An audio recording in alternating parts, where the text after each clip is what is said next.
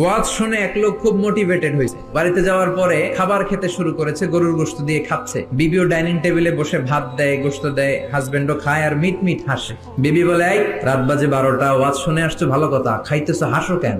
স্বামী বলে, হাসি কারণ হচ্ছে তোমার গরুর গোশতটা আজকে এত মজা হয়েছে না, আমার জীবনে এত মজার গরুর গোশত কোনোদিন খাই নাই। গরুর গোশত মজা হয়েছে শুই না বিবি তো তেলে বেগুনে জ্বলে উঠছে। কি, গত 10 বছর ধরে তোমার রান্না করে খাওয়াইলাম, একদিনও রান্নার প্রশংসা করলা না, আর আজকে পাশের ঘরের ভাবি এক বাটি গরুর গোশতের তরকারি পাঠাইছে।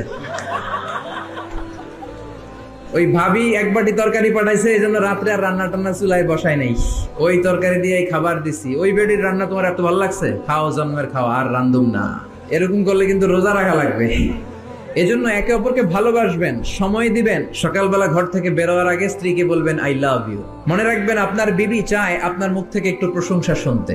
আপনার জন্য সাজগুজ করে, লিপস্টিক দেয়, চুলে বেনি পড়ে, সুন্দর শাড়ি পরে। সে চায় আপনার সাথে খুব সুন্দর একটা আচরণ করতে, আপনার কাছ থেকে চমৎকার আচরণ পেতে। কিন্তু একদিন আপনি বলেন না তোমার সুন্দর লাগে। এখন আপনার জায়গায় যদি আরেকজন বলে ভাবি আপনার সুন্দর লাগে, ভেজাল আছে না নাই?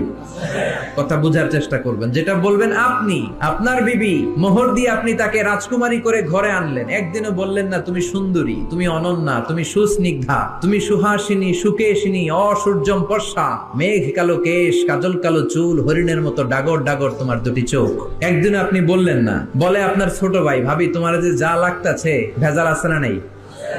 এজন্য আপনার বলা দরকার, আপনিই বললেন। আমার মায়েরা, আপনারাও স্বামীকে শ্রদ্ধা করবেন, ভালোবাসবেন। খাদিজার মতো, আয়েশার মতো ফ্যামিলিটা জান্নাত করে দিবে কে?